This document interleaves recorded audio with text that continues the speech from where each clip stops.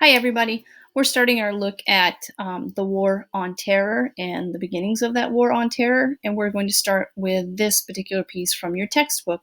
I'd like to point out a couple things to you before we get started. The first thing is that I've numbered each one of the paragraphs because you're going to have to go back to certain paragraphs as you answer the questions.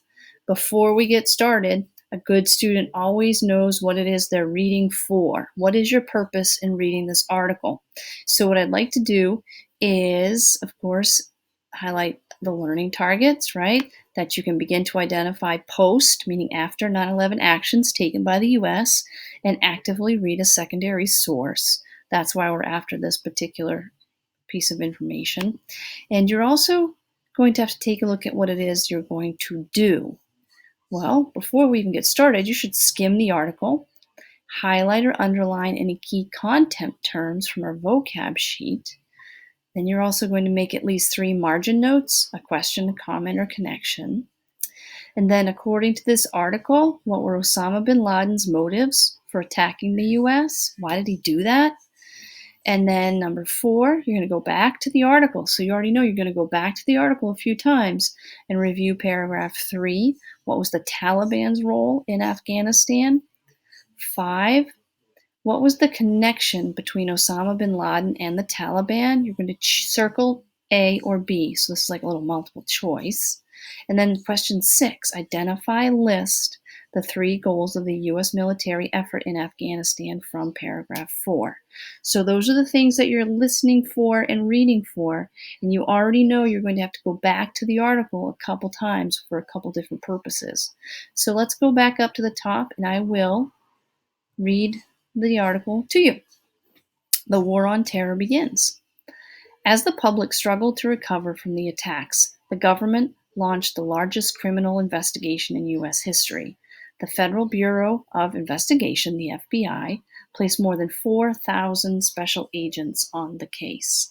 They quickly identified 19 people who they believed had hijacked the planes involved in the attacks. These men were citizens of different countries in the Middle East.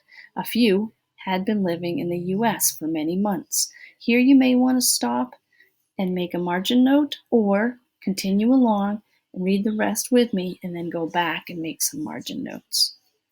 2. Investigators also quickly identified the man believed to have been responsible for the overall planning of the attacks, Osama bin Laden.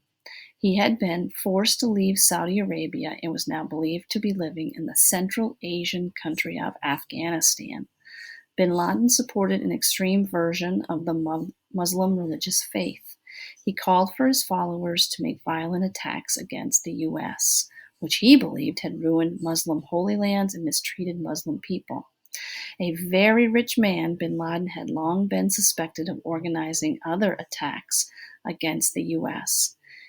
Back in 1988, President Clinton had even launched a missile attack against what was thought to be a bin Laden terrorist training base in Afghanistan.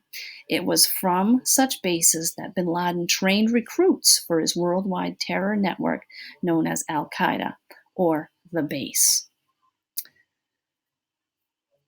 Bin Laden survived that 1988 attack. He continued to live in Afghanistan and to train his terror network.